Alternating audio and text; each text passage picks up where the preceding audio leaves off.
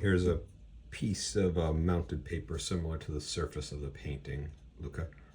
And what you want to do is scrape the excess here. Try to kind of almost cut it in, but pull towards the center. Because if you pull outward, you might tear more of that surface off. So we want to try to minimize how much of that surface gets scraped. So you can kind of scrape in, kind of shave it a little. Basically trying to like clean off any extra large pieces sticking up, so you have a kind of a smooth surface there. You can take a look at that from the side.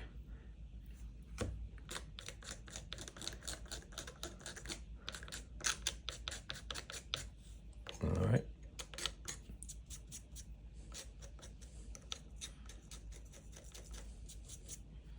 There we go.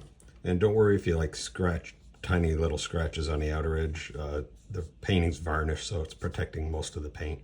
And we're going to revarnish this as well anyway, after in the final end. So any tiny micro scratches will get covered up and kind of disappear with that new varnish. Okay, so this next step, we're going to be filling basically the divot there. So we're going to take some of the medium, the gel medium here, and you can kind of get a test of it. You can kind of practice back and forth, kind of smooth it out like that on a palette if you want. And we're going to just apply it in the divot. You can probably get a little bit more. You can see it's not, you don't want to have too much, a huge amount there in there. So we're going to do probably 2 or 3 passes of this to get it to fill. So you can you're going to see you get a little overlap, which is what you actually want so it smooths out to the old surface. And then to give it a nice final coat, you can kind of clean off the palette knife and kind of just draw it smoothly over the surface. Kind of push towards you're near the edge, so push towards the outer edge of the painting. And then that will leave a pretty smooth surface there. And this will dry, it'll shrink a little. So it's gonna kind of create a little bit of a concave surface, and we're gonna put another layer on this again tomorrow. Okay, let that dry. It'll take about they take a couple hours, like 3 to 4 hours to dry. But we're gonna leave it overnight, okay?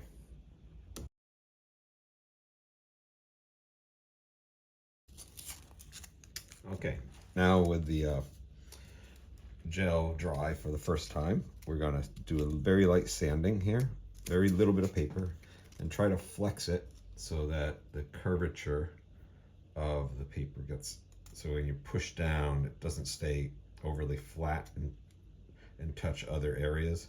So the curvature allows you to just get in there and just kind of make more contact directly with the part where the gel medium was.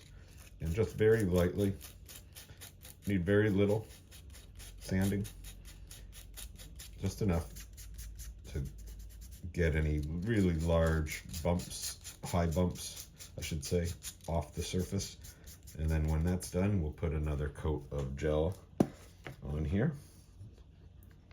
Take our gel medium, and with the spatula again, we'll put another layer on here. Wipe that off, and just kind of like yesterday, we'll just draw over that.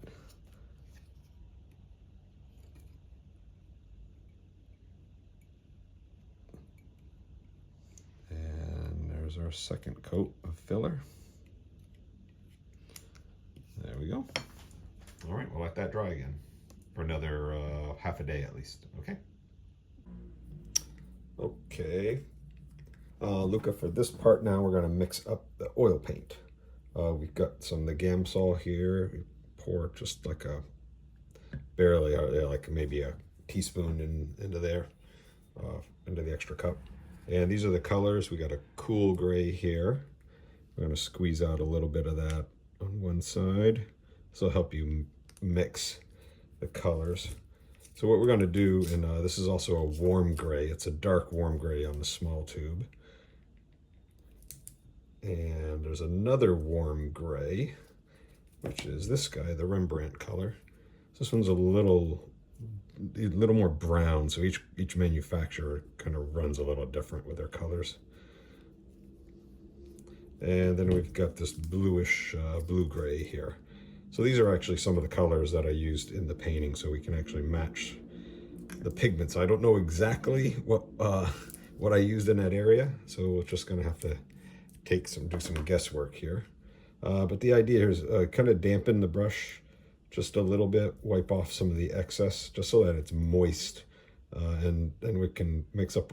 I think the majority of the color is going to be this cool gray mixed in with some of the warm gray. So we're going to make, actually what we're going to try to do here is make a giant puddle. So kind of adding more of each color as you kind of get near each pile.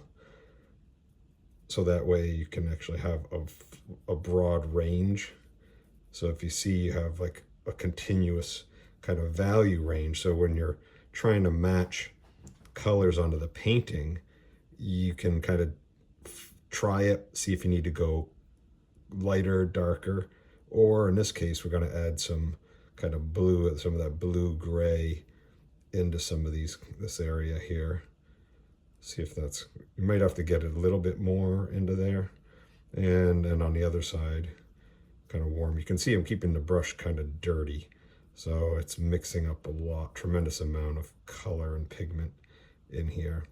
So the idea is to create kind of strings of color, the neutral in the middle, the warmer tone here on this side. And we get some more of the dark there. And don't worry, you want to mix it up kind of thick because we want to try to really match and cover what's happening in the painting. And here I'm going to just clean off the brush here, kind of see how much I'm using. And let me get a paper towel.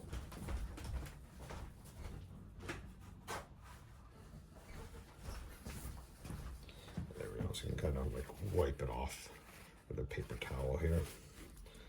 And just so you see what's happening, I'm going to add a little bit more cool gray over here. You can see you don't need a whole lot, just tiny little dabs there. And that'll give us quite a bit of color range and value range. So value lighter to this direction. I also included some white here as well, just in case you need to go just a little lighter, but I don't think so. Given what's going on in the painting, I don't think I got nearly that bright on that close of an edge. And you can see some of these caps don't really screw on great, so you have to work with them. But here I can just add some more white. That's a little dry, so you might want to get just a little bit of extra. And you can also use a heavier cup if you got like a coffee cup. That'll work fine as well. You can wash them out. They're not going to poison you. These pigments are all kind of neutral, so there's no carcinogens at all in any of this stuff. So it's easy to wash off. So there we go. There's our whole pigment range. So if we take our like imperfect area here, this is after kind of 3 layers of the acrylic medium, and you can just kind of, again, I don't know what you've got there exists, but if you can kind of like put some paint down. Again, the idea is to get rid of most of the turpentine, the Gamsol here, sorry, it's like a turpentine, and really use quite a bit of the paint and dab it in there. You want to overpaint a little bit onto the edges. You want to cover it up a little. And again, since if you look at it, if you need to go a little darker, you can go a little darker. It might also change from top to bottom. It might be a little darker and then down to a little lighter, depending. But overpaint it by like a 1/4 of an inch or so. That'll be okay because we're gonna varnish it. And if you need to blend it, you can really clean off the brush if you want to, and just really kind of lightly brush it out, or you can actually use your finger and smudge it, which is sometimes what I do. You get a little more control almost with that. You're gonna get a little dirty, but it's not very toxic. The Gamsol's not too bad of a solvent, and you can just wash off immediately. And again, these are there's not any carcinogenic pigments in these, so these are real basic earth tones that you're playing with.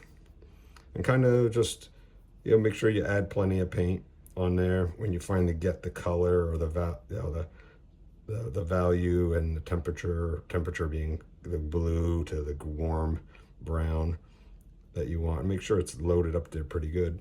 And we're gonna let that dry for quite a few days. So it takes more than sometimes overnight. Might feel mostly dry to the touch overnight, but we're gonna really let it dry. And you can, this will stay wet. Actually, a good thing for you to do is just take this palette now and put it in your freezer. And that's gonna almost stop it from oxidizing. So in a day or two, you can go back and take a look at your painted area, see if you've really matched it pretty well.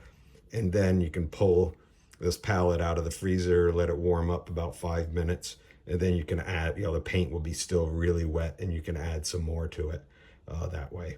And then if you've got a fan, just put a fan on that to help blow it and dry it for a couple of days. And that'll help set it. And we're gonna need to wait probably a good week. Once the color, you feel like you've matched the color really well. And you'll notice that the surface will look a little matte or shiny, look a little different than the final painting. But we're gonna have a varnish that I included. It's some of this stuff here, but I've got to give you, I think, a smaller container because this cap is really difficult to pull off. But this varnish is gonna go on as a final coat, and you'll brush it on. And I'll show you how to do that. I'll kind of fast dry this. Or just get it seizing up enough so I can just show you how to apply the varnish after. Okay,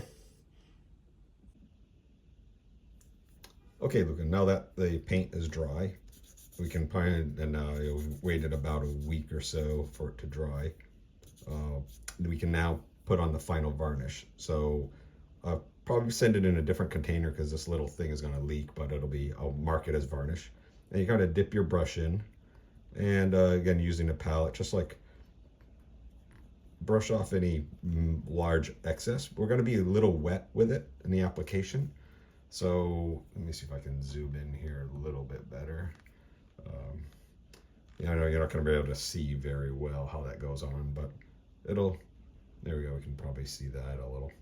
So basically just brush it on kind of liberally and over paint it. So this is the time we're going to actually go over into the other parts of the painting to give it a coat. And you'll notice the color probably darkening like you see here just a little bit, because that just allows there's a matte surface to the paint, and by putting the gloss on, it allows the more truer color of the pigments to show through. And that's it. I gotta like brush it on a little bit. Don't need to overbrush it. And then we're gonna let that set and probably do 2 coats because this is a fresh paint without any medium. So we're gonna let that dry for about a day or so, and then we can put another coat on. And for the brush, you can kind of like wipe it off on a paper towel and then wash it out with soap and water, which is what I should have mentioned about the other when you're done with the painting as well, is to use is to clean it off with Gamsol here for the brushes, and then you can scrub it with a little bit of just regular soap, like a hand soap and water, and just kind of clean out the brush that way. All right, good luck. Here's the varnish, so you can see the kind of the gloss and kind of the overpaint that I've done.